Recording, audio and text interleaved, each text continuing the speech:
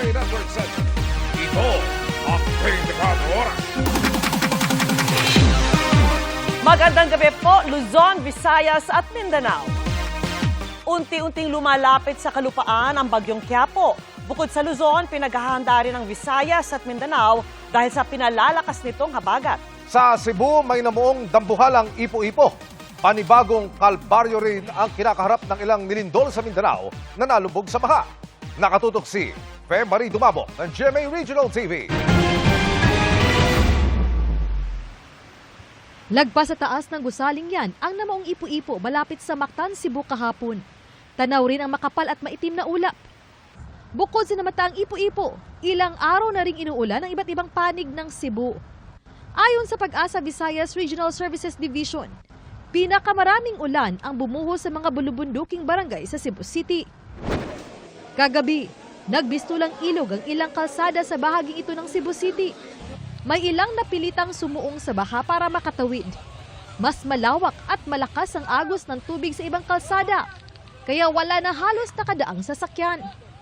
Maraming motorista ang stranded dahil sa taas ng tubig. Sa Sarangani, halos abot tuhod ang baha sa barangay Baddasan sa bayan ng Kiampa. Ito po yung bahay namin. Abutan na po kami dito ng baha. Umapaw kasi ang katabing sapa dahil sa halos walang tigil na ulan. Sa bayan ng Glan, pinalikas na ng lokal na pamahalaan ang ilang residente dahil sa pagtaas ng tubig sa ilog. Balik! O anak, patay na! Dahil naman sa tindi ng baha sa mga kalsada, pahirapan ang biyahe ng mga motorista sa Davao City. Pwede! Hawa diya kay makaanod ka, ginuog ko mo. Binulaga naman ng baha ang mga taga-Maasim Sarangani. Kasunod yan ng magdamag na buhos ng ulan. Umabot na ang baha sa mga kabahayan.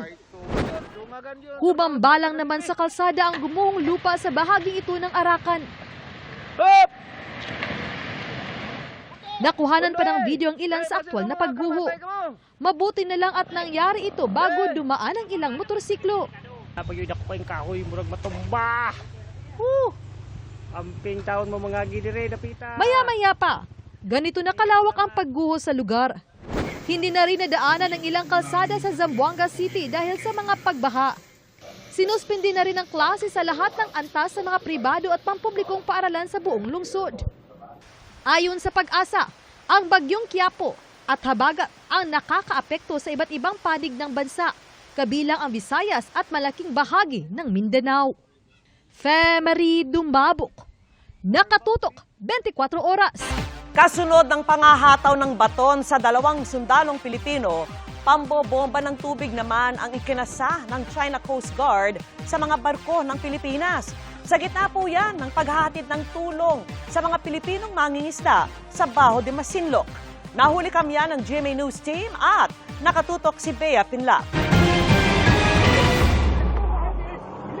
Isang araw matapos ang insidente ng karahasan ng China Coast Guard sa mga Pilipinong sundalo sa BRP Sierra Madre sa West Philippine Sea, buong tapang na pumalaot ang mga barko ng Bureau of Fisheries and Aquatic Resources at Philippine Coast Guard para magsagawa ng routine maritime patrol sa Baho de Masinloc o Scarborough Shoal na mahigit 100 nautical miles lang ang layo sa Zambales. Pero ang ilang araw na lakbay dagat nila, sinalubong ng pagbuntot at pag-aligid ng mga barko ng CCG. Ganito na nga po kalapit ang mga barko ng China Coast Guard mula rito sa BRP Datu Dumangsil. Ang Baho de Masinloc po ay nasa 124 nautical miles ang layo mula sa Zambales na bahagi ng Luzon. Ilang beses nagpalitan ng radio challenge ang mga barko ng Pilipinas at China. This is BRP Datu Dumangsil 3012. Please keep clear of me and have a safe distance. Over. This is China Coast Guard vessel 4301. You have entered the contiguous shores of Huangyan Island. Nang makalapit ng 13 nautical miles sa sentro ng Baho de Masinloc, walang habas ng binugahan ng tubig ng barko ng CCG, ang barko ng Pilipinas kung saan nakasakay ang GMA News. So, kasalukuyan pong ni-water cannon ng barko ng China Coast Guard ang BRP Datu Dumangsil ng Bureau of Fisheries and Aquatic Resources. Ito rin ang barko ng CCG na dating nagbomba ng tubig sa BRP Datu Pagbuaya ng BFAR. dito rin sa Bajo de Masinloc. For over 2 minutes, the China Coast Guard 3302 ran its water cannon, but it was not a direct hit. It was just a water cannon targeting towards the BFAR vessel, but not directly hitting the BFAR vessel. Matapos ang pag-water cannon ng CCG, malapitan pa rin silang bumuntot sa BRP Dato Dumangsil. Nagpatuloy sa biyahe ang BFAR at PCG para mamahagi ng krudo, pagkain at tubig sa mga Pilipinong mangingisda sa Bajo de Masinloc. Ayon sa China Coast Guard, may tinaboy umano itong 2 barko ng Pilipinas na anilay nang himasok sa teritoryo nila sa kabila ng mga babala. Mula rito sa Bajo de Masinloc, Bea Pinlac, nakatutok 24 oras. Mga kapuso, nagluluksa at humihingi ng hustisya ang pamilya ng 8 taong gulang na estudyante sa Davao City. Ang biktima nasawi dahil sa umano'y pambubuli sa eskwela. Nakatutok si Argil Relator ng GMA Regional TV. Nitong Biyernes lang nang paghahampasin umano ng notebook ng kaklase ang isang babaeng edad 8. Nitong Martes naman nang isugod siya sa ospital dahil hindi napawi ang pananakit ng katawan nang unang dalhin sa manghihilot. Ilang oras lang ay tuluyan ding pumanaw ang babae. Initial findings ng physician, meron silang referral letter. Cause of death po is brain injury and traumatic, brain failure and traumatic brain injury. As of the moment, meron pa kaming hinihintay na medical findings, medical report ng health institution wherein result po ito ng ultrasound kasi pina-ultrasound din po yung tiyan ng bata. Kahapon ay naghain ng report ang ina ng bata sa police station kaugnay ng umano'y pambubuli sa anak ng kanyang kaeskwela. Nangyari daw po is nag-away yung dalawang bata and allegedly hinampas ng subject yung batang babae ng notebook sa ulo. Inamin niya sa teacher niya na hinampas niya talaga ng notebook sa ulo yung babae. Hindi pa nagbigay ng pahayag ang public school na pinapasukan ng bata. Pero ayon sa DepEd 11, naglunsad na ng investigasyon ang DepEd Davao City Division. Ang pag-employ og psychosocial intervention dito mismo sa concern nga klase og if need be kung gikinahanglan yun makita sa eskwelahan ang kinatibuk ang school population, no. Ang immediate action nga gipahiluna sa DepEd Davao City is to provide what they can provide nga appropriate assistance dito sa pamilya in town sa naingtungdan. Kinukuhanan pa ng pahayag ang magulang ng namatay na bata. Mula sa GMA Regional TV, Argil Relator, nakatutok 24 oras. May nilinaw si Senator Judge Robin Padilla sa pahayag niya kahapon na hindi dapat one-sided ang prosekusyon. Pagdidiin naman ng prosekusyon, hindi sila kundi mga Senator Judge ang dapat neutral. Nakatutok si Sandra Aguinaldo. Sa kasagsagan na impeachment trial ni Vice President Sara Duterte kahapon, nagsalita si Senador Robin Padilla para pagsabihan ng prosecution na iwasan ang paghaharap ng witness na may kaso. Bilang pakiusap po sa inyo, sa prosecution, pwede po ba na sana ay maiwasan natin ang pagbibigay ng witness na may kasong perjury? Hindi na po ito si Las Cañas. Ang sinasabi ko po ay yung dalawang mahal nating witness, si Attorney Jeremy Lotok at si NBI Agent Talilong, na sa mga oras na ito ay may kasong hinaharap na perjury. Sagot ng lead prosecutor, wala namang kaso ang dalawang tinukoy na witness nila. We were able to verify already that there are no cases pending against the prosecution witnesses. Kalmado naman ang pagtatanong hanggang sa... Napakaganda po ng inyong sagot. Sana hindi one-sided ang ating persecution. Ano? Kasi alam nyo, pag kayo ang pagpabor sa inyo, Alam niyo ba, bawal po ang ginagawa. Kindly maintain Presiding order officer, within the bawal court. po ang ginagawa nitong nasa harap natin, nagkukomento. Hindi nakunan sa video ng impeachment court kung ano ang ginawa ng mga tinutukoy ni Padilla na nag-iingay. Pero humingi ng paumanhin ang prosecution at nagpaliwanag sa kanilang regular press conference. Kanina talaga nagising kami lahat at pinagalitan pa kami sa front row. So may I use this opportunity to apologize to Senator Judge Robin. Senator Robin, sabi mo kaibigan tayo, forgive na lang. Hindi na kami uulit dyan. Pero kaugnay sa sinabi ni Padilla na sana wag one-sided ang prosecution. The prosecution really is for the prosecution. And the defense is for the defense.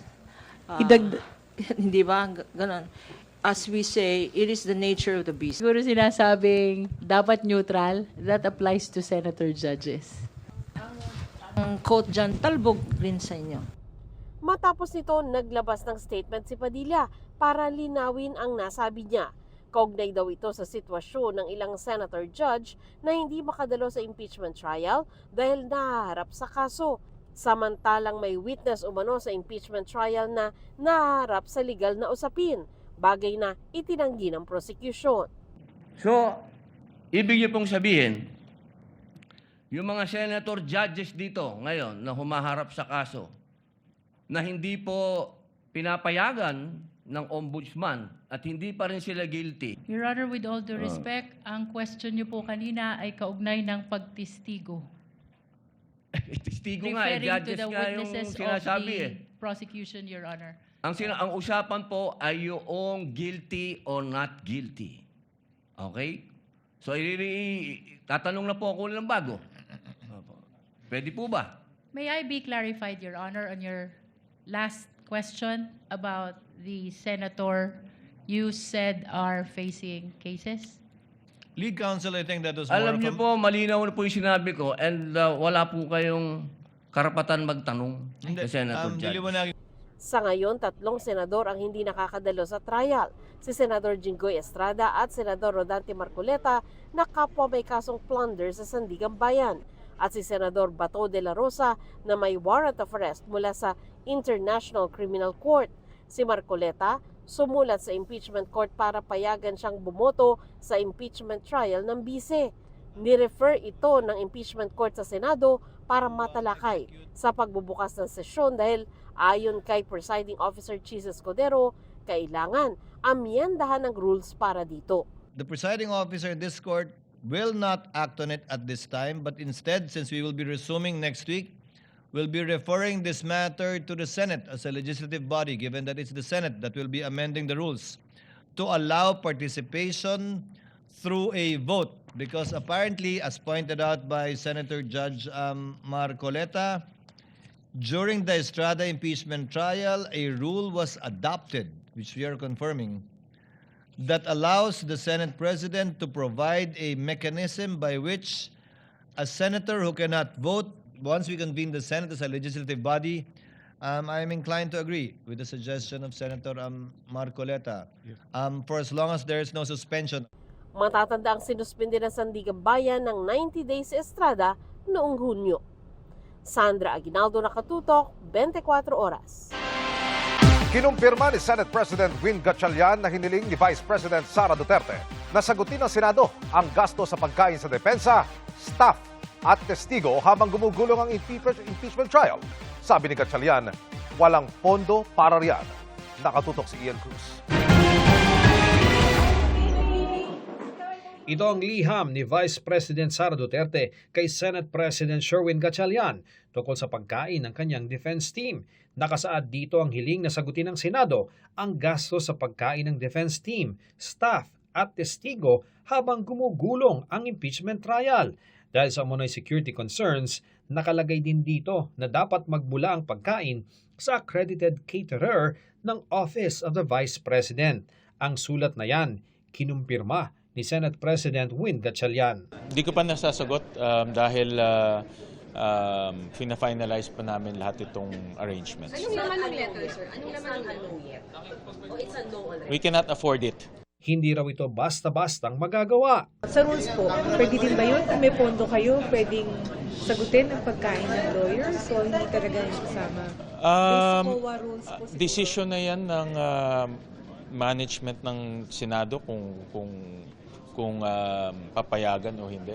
But it's a basic issue of budget. No? Dahil nga hindi kaya ng budget dahil meron tayong ibang gastusin at we have to prioritize of course yung budget hearings at committee hearings. No? So in short, wala kaming pondo para magbigay ng pagkain sa prosecution and defense. Sabi ni Senador Ping Lacson, chairman ng Committee on Accounts, tutuloy siya sa request dahil posibleng malabag ang government procurement law. Aniya, may sariling caterer ang Senado na dumaan sa regular bidding. Ang hiling na gamitin at bayaran ng Senado ang caterer ng OVP ay masasabi umanong questionable at irregular. Nauna nang sinabi ni Lacson na nasa mahigit 26 million pesos mula sa budget noong nakaraang taon ang pondo para sa impeachment trial. Sinubukan naming kunin ang panig ng OVP ukol sa liham ni VP Sara pero hanggang ngayon ay wala pang tugon ng OVP ukol dito. Pero natanong sa paksa si Attorney Michael Wesley Poa ng Depensa sa pagtatapos ng Day 9 ng impeachment trial. I cannot, I can confirm na wala namang pinapayagan yata na ganun as far as I know, but I cannot dwell on the details kasi that was an OVP letter and the defense team has no participation in that letter. So baka best directed to the Office of the Vice President kasi hindi naman kami kasama dun sa pagpupulong at wala kaming any participation pagdating doon. Ian Cruz, Nakatutok, 24 Oras. Itinanggi ng palasyo na may kasunduan ang Pilipinas at China na hindi magkakaroon ng bagong construction sa BRP Sierra Madre. Yan kasi ang ginigiit ng Chinese ambassador kung bakit umano lumapit ang China Coast Guard at nauwi sa pangahataw ng baton sa 2 sundalong Pilipino. Nakatutok si Ivan Mayrina.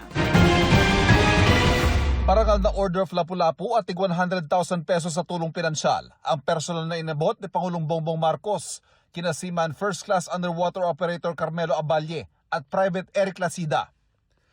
Silang 2 kawani ng Philippine Navy na nasugatan ng hampasin ng mga taga-China Coast Guard malapit sa BRP Sierra Madre sa Ayungin Shoal. Personal ding ipinaalam ng Pangulo na suportado ng pamahalaan ang mga sundalong tumitindig para sa soberanya at karapatan ng bansa sa West Philippine Sea. Direkta rin sinabi ng Pangulo kay Chinese Ambassador Jing Chuan na ayaw niyang maulit ito. 1 oras at 20 minuto niya kinausap si Jing nang ipatawag siya sa Malacanang. Nais na mangyari dito ng Pangulo ay hindi na maulit ang mga pangyayari at ma-reset sana ang relasyon ng China at ng Pilipinas sa mas magandang pakikipag-ugnayan. Nauna lang sinabi ng Chinese Ambassador sa isang panayam na naging constructive at hindi humantong sa sisihan ang pulong. Nadinig siya ng Ambassador ng China, nadinig din ng Pangulo ng Ambassador ng China. So with that, sana magkaroon ng mas magandang resulta. Kahit dagdagang insidente sa Ayungin Shoal sa mahaba ng listahan ng karahasan mula sa China na ikinasugat ng ating Navy o Coast Guard, umaasa ang Pangulo sa reset. Ito'y kahit ilang beses ang sinabi mismo ni Defense Secretary Guibo Teodoro na hindi na dapat pagkatiwalaan ng China. Itinanggi muli ng Malacanang ang sinasabi ng Chinese Ambassador na paglabag sa tinawag ng China ang kasunduan nito at ng Pilipinas na hindi magkakaroon ng bagong construction sa BRP Sierra Madre. Ilabas daw muna nito ang kasunduan kung merong formal na kasulatan. We are always be in good faith. Mahirap makipag-deal. Kapag ang kausap mo, iniisip mo agad magsisinungaling. Ivan Mayrina, Nakatutok, 24 Oras.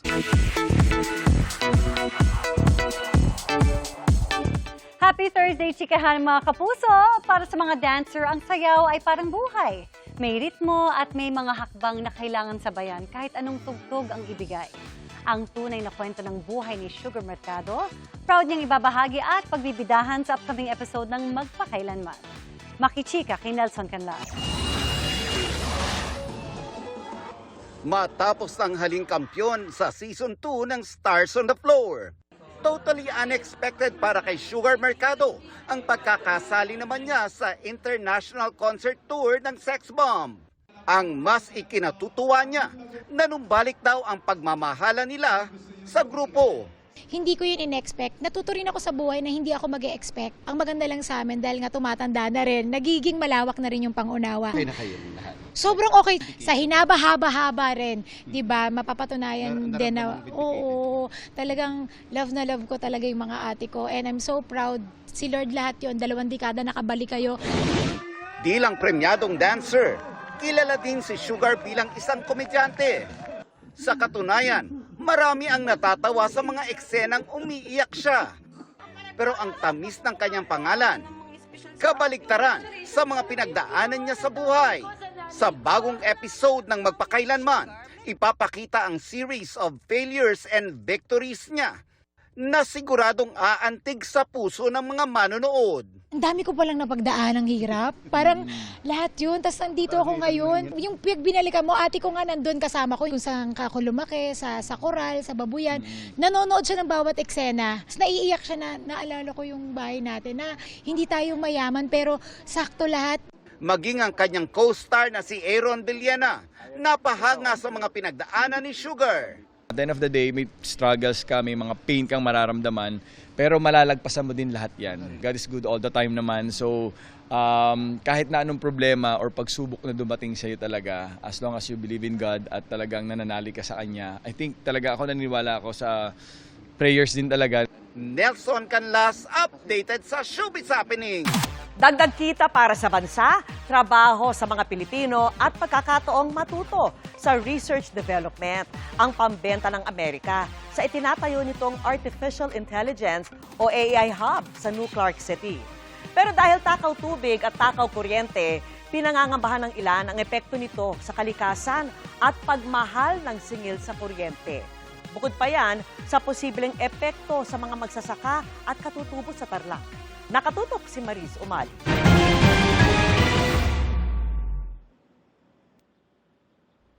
Sa isang bahagi ng New Clark City, sinisimulan ng i-develop ng Amerika ang isang Artificial Intelligence o AI Hub sa ilalim ng Pax Silica Initiative. We have some really big plans to bring American business, jobs, investment, assistance, and so much more to the Filipino people. Kabilang din ito sa mga pinag-usapan ni Pangulong Bongbong Marcos at U.S. Secretary of State Marco Rubio kahapon. Ang ideya, maglalagay rito ng mga AI processing o data centers na may mga supercomputer na totoong nag-iisip at naghahanap ng mga sagot sa mga tanong nyo sa AI o gumagawa ng mga AI photos at video. Hindi pa kasi yan kaya ng mga chip o utak ng ating mga cellphone kaya doon ipinapadala. Pero kailangan din ng mga chip o utak ng mga supercomputer ng AI data centers, kaya tumaas lalo ang demand at presyo nito worldwide. Sa planong Pax Silica sa AI Hub na rin sa New Clark City gagawin ng mga chips na nangangailangan ng mga mineral. Nang ilan, pwedeng minahin na lang at iproseso sa Pilipinas.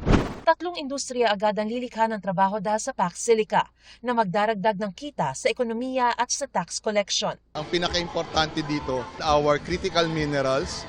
Tapos number 2, our world-class workers.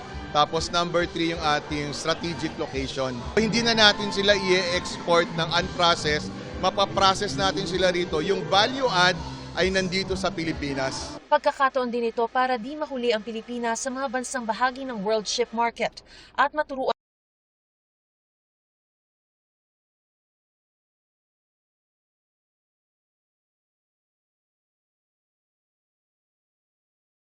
para magawa yan. ng kapalit. Dahil supercomputers nga ang ginagamit ng AI, takaw kuryente ang mga ito. Ang tanong sa isang AI chat app halimbawa, 10 beses na mas power hungry kaysa sa tanong sa search engine.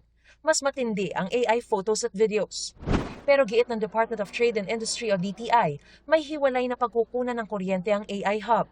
These are additional pagdating sa mga power. Hindi ito yung mga kukuha dun sa ating existing power na mga power capacity. Gayunman pangamba ng Makabayan Block, maaaring itulak nito ang singil sa kuryente sa Pilipinas sa pinakamahal sa buong Asya. Takaw tubig din ang AI Hub, kung ang cellphone kasi nag-iinit pag sobrang ginagamit, lalo ang AI centers. Kaya may cooling system ito na sa ilang malalaking center ay gumagamit ng hanggang 5 milyong galon ng tubig kada araw. Kailangan kasing malinis lagi ang tubig nito para walang duming bumara. Kaya nangangamba ang ilang environmental group. Hindi natin kailangan ng verbal assurance. Ang kailangan natin, scientific data. Saan kukunin yung water supply. Ayon sa Bases Conversion and Development Authority o BCDA, na mga ngasiwa sa proyekto, hindi sila aagaw sa groundwater ng komunidad kundi gagamit ng tubig ulan. Magkakaroon tayo ng impounding technology o impounding dam area. So, pupunuin natin ang mga yan para yan ang magamit. Kung may surplus kami, pwede pa namin i-share ito sa mga community around.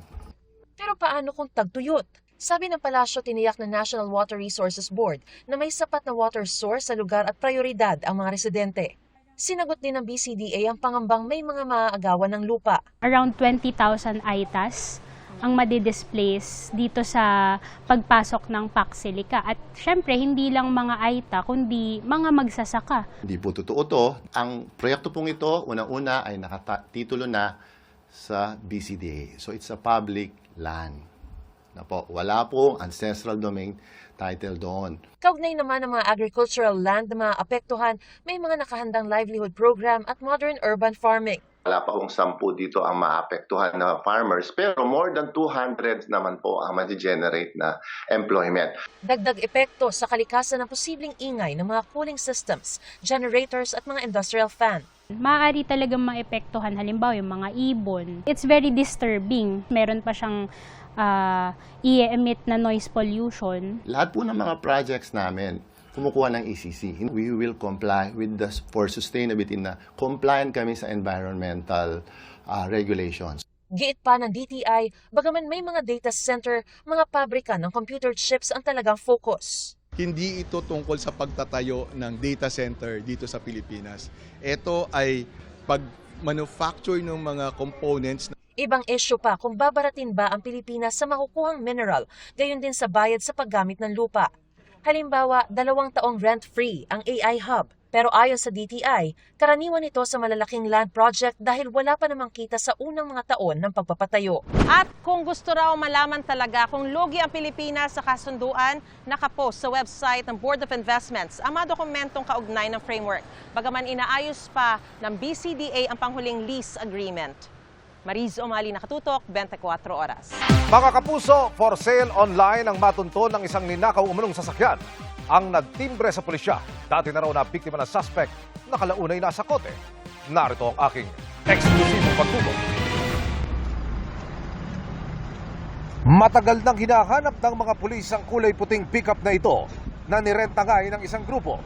Hanggang sa lumutang ang naturang sasakyan sa isang post online na ibinebenta sa murang halaga. Nagsagawa ng entrapment operation ng PNP Highway Patrol Group at doon na aresto ang lalaking nagbebenta. Binebenta niya ito using mga fake identities. Marami siyang na-present na mga ID cards, iba't ibang pangalan. Ang nagtimbre sa pulisya, ang babaeng inalok ng suspect na una na niyang nabiktima noon at nabentahan din ng nakaw na sasakyan. Bibiktimahin niya ulit sa pagbenta ng unit na may sabit. So namukhaan siya ng ating biktima. Nakausap ng GMA News ang biktima na natangayan ng ₱250,000 ng suspect na nakilala lamang niya online. Sobrang stress po sa family kasi mga ano lang po kami mga simpleng buhay lang po kami. Nagtatrabaho, malaban sa buhay, and yet nangyari po ito. Tip ng PNP HPG para hindi mabiktima, bukod sa mga ID, humingi ng iba pang dokumento. Police clearance natin at meron din pong ibang NBI clearance. Kung dagdag ng po seguridad. Kung maaari, ipa-verify muna sa mga clearance office ng HPG ang engine at chassis number ng bibilhing sasakyan para makasiguro na hindi kayo maloloko. Number 1 dyan, kung ang presyo ng unit po ay hindi akma dun sa inaalok sa inyo. Sabi nga natin, it's too good to be true pagka masyadong mababa ang alok sa inyo. Minsan nagmamadali o alanganing oras ng transaksyon at saka sa alanganing lugar. At pag hinamon mo sila na pwede ba tayong doon na lang sa HPG magbayaran o sa police station para naman may safeguard ako. Pagka mo medyo tumatanggi na sa lang ganun at maraming dahilan, bumitaw na po kayo sa transaction. Samantala, 2 pang suspect sa magkaiwalay na kaso ng karnaping ang arestado. Ang una, sa Dipolog na sangkot sa nakawan ng motorsiklo roon. At ang ikalawa sa Baguio, Patuloy namin sinusubok na makuha ng panig ang mga inaresto. Emil Sumangil, Nakatutok, 24 Oras.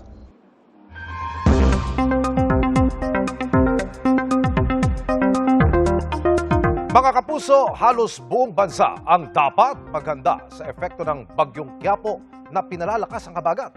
Maki-update tayo sa magiging lagay ng panahon kasama si Amor La Rosa ng GMA Weather Center. Amor! Salamat, Emil. Tama ka dyan. Bukod nga sa Bagyong Quiapo na magdadala rin ng malakas na hangin na may kasamang pag-ulan, yung hinahatak nitong habagat.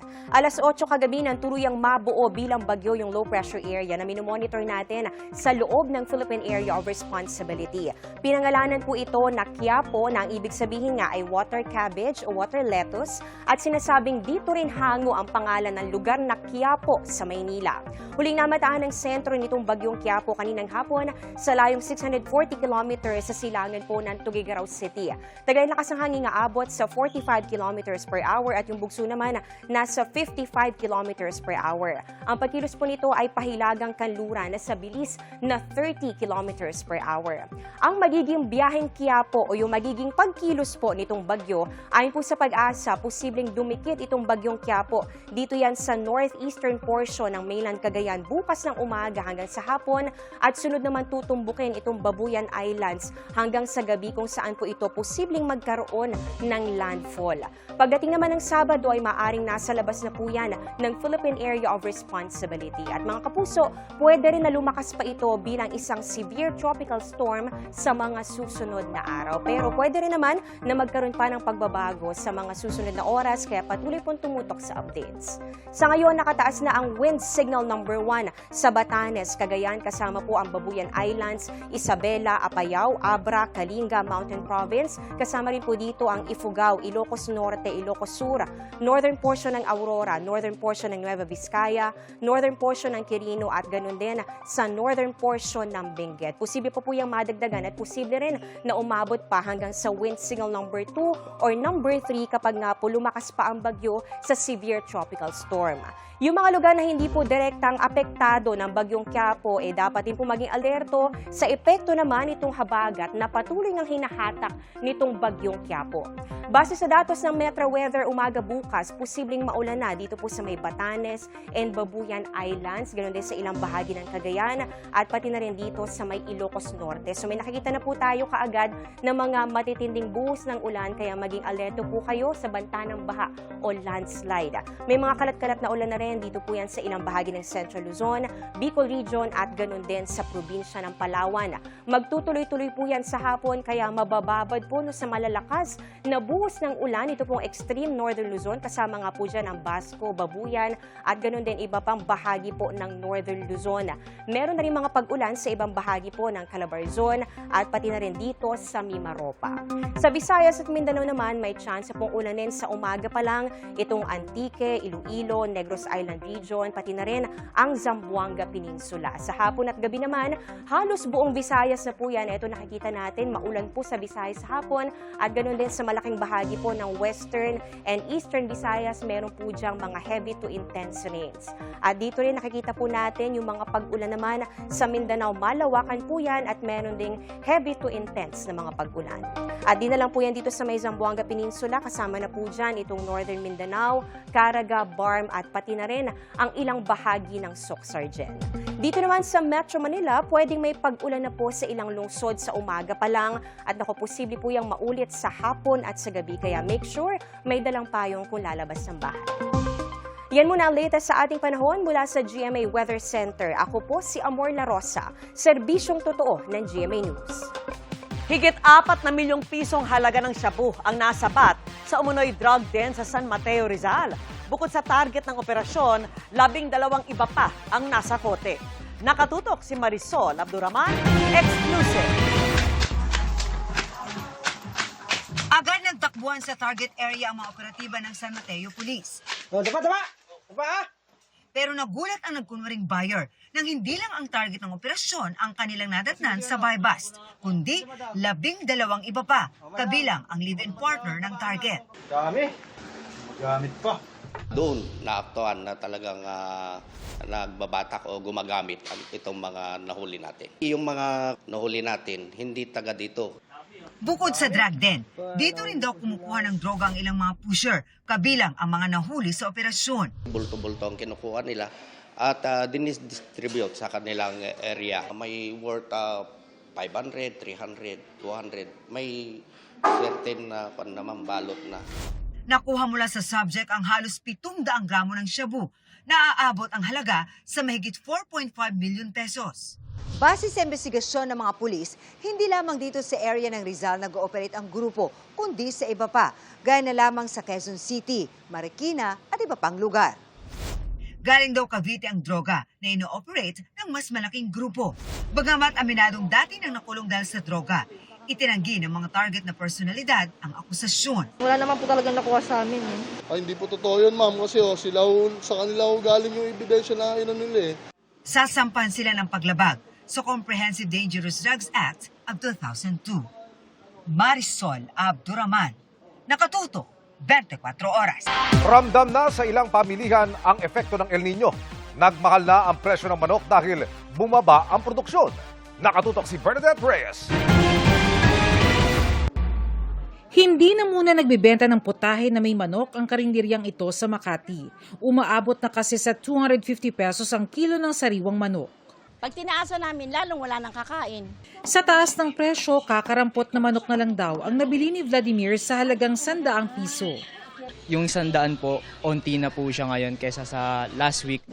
Base sa datos ng United Broiler Raisers Association o UBRA, mula 88 pesos noong Abril, umakyat ang farm gate price ng manok sa mahigit 104 pesos noong Mayo. At ngayon, naglalaro na ito sa mahigit 120 pesos.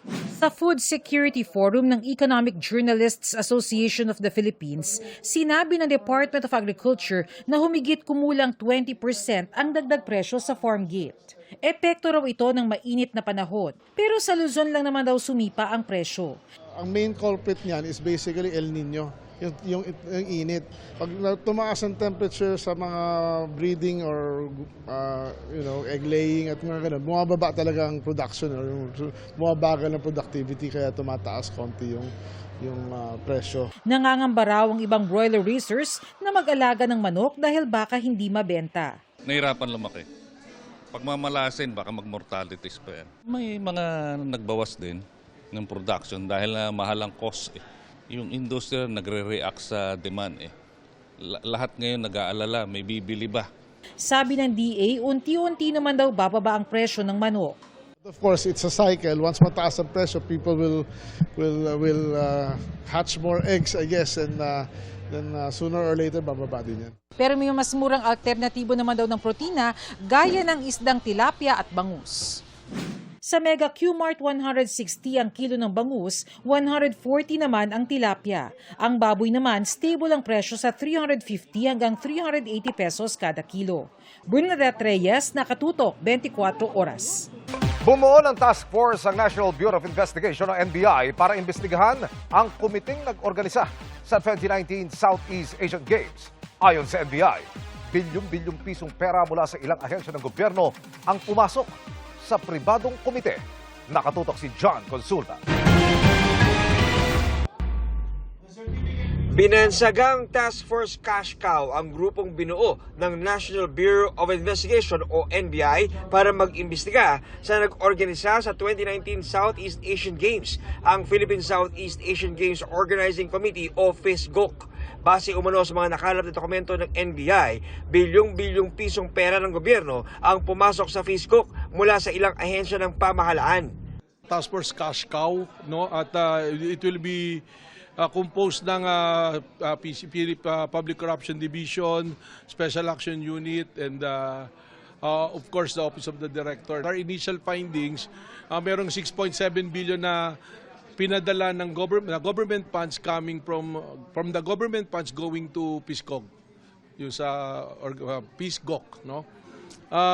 Galing sa DBM, NFS-DBM, galing sa POC and PSC, so we'll also ask POC and PSC on this matter. Pero paniwala ni NBI Director Melvin Matibag, posibleng mas lalaki pa ang pondong kanilang kailangan tingnan kapag isinama na ang pondong pumasok sa FISCOC na galing sa pribadong sektor. Baka more than 10 billion pa nga lalabas to after doing all the investigations. We're looking on BIR records. We will ask the assistance of COA. And of course yun nga, yung sa SEC. Doon sa mga submission na, they have to submit audited financial statements because they're registered under the SEC law.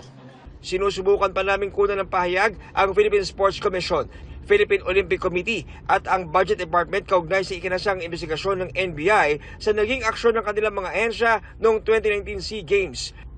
Nauna nang iginiit ng FISCOC na na-liquidate na nito ang mahigit 2 bilyong pisong natanggap nila mula sa gobyerno. John Consulta, Nakatutok, 24 Oras. Bumisita sa Qatar si Vice President Sara Duterte para kamustahin ang kalagayan ng mga overseas Filipino worker sa gitna ng nagpapatuloy na tensyon sa gitnang silangan. Dumating siya sa Qatar noong July 17 at nagpalipas doon ng ilang araw bago bumiyahe papunta sa The Hague, Netherlands. Bagamat hindi humarap sa mga Pilipino, magpaabot ng mensahe sa kanila si Duterte sa pamamagitan ng ilang Filipino community leaders. Anila, siniguro ng bise na tinututukan niya ang sitwasyon ng mga OFW at handang tumulong pagkailangan. Kinondena ni Senadora Riza Ontiveros sa mga pagbabanta umano laban sa kanyang buhay. Ayon sa Senadora, nakasaad sa mga comments sa social media na siya na raw ang susunod matapos ang pagkamatay ng vlogger na si Alicia Lipata o Mima Alicia. Isinumiti na ng kanyang staff sa NBI ang mga screenshot ng anyay nakababahalang comments. Ayon kay NBI Director Melvin Matibag, nakausap na ng ahensya ang Chief of Staff ng Senadora at hinihintay na lamang ang formal na documentation. Ipasusuri rin daw ang mga social media posts na naglalaman umano ng pagbabanta. Magsasagawa rin ng case build-up ang NBI at isasampa ito sa Justice Department kung may sapat na ebidensya.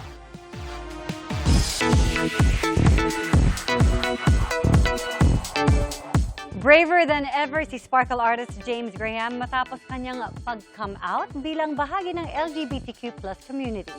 Ang kanyang kwento ichichika ni Nelson Canlas. It's not your dad, Louie. It's Diana. Marami ang naintriga sa major reveal na ito sa Royal Blood kung saan si Louie Castor. Siya palang pumatay sa karakter ni Megan Young na si Diana. Ang karakter ni Louie tumawid pa hanggang sa Widow's War. Louie? Mahusay ang ginampanan ni sparkle artist James Graham.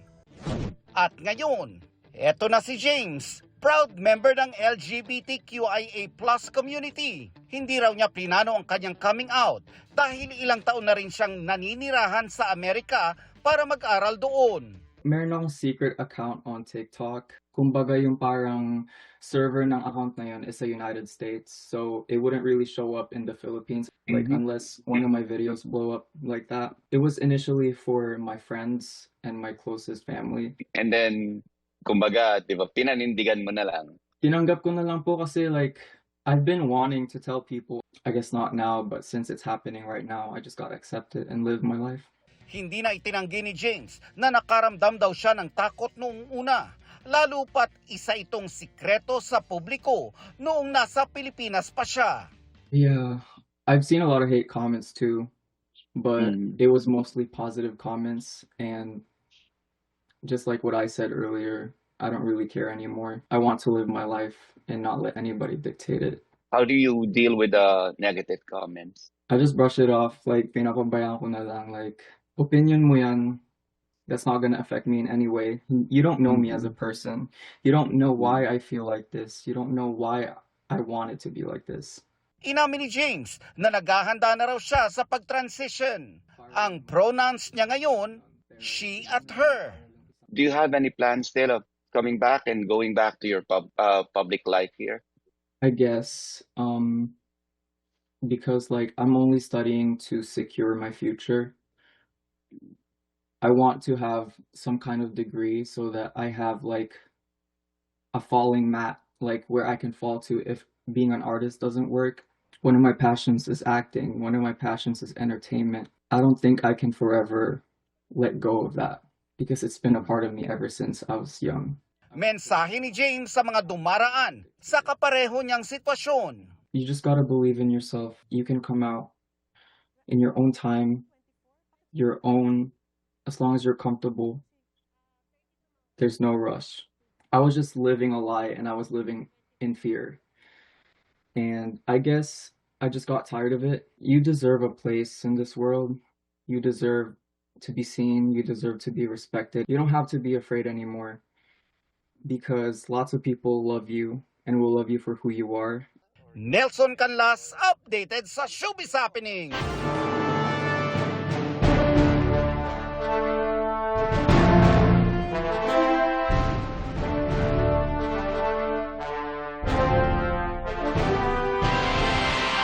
Bago pa man ang State of the Nation Address ng Pangulo sa Lunes, may nauna nang ipinagmalaki ang Pangulo, ang pagiging upper middle income country ng Pilipinas.